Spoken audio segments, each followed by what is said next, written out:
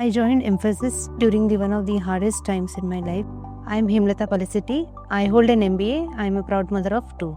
I have been with Mphasis for 4 years working as a PMO, supporting project operations and delivery. A journey with Mphasis is deeply personal to me. I lost my husband in the pandemic. Mphasis stood by my family. They offered emotional support, financial help, and also gave me a fair chance to restart my career. I had taken a long break to raise my children, but I was welcomed here with warmth and encouragement.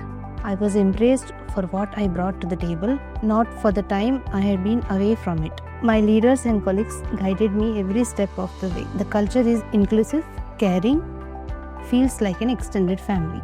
At Mphasis, people listen, leaders are accessible, and your growth really matters. This opportunity has given me confidence. It helped me to reclaim my independence and reminded me of my potential. To anyone considering Mphasis, this is where second chances begin. It's more than a workplace.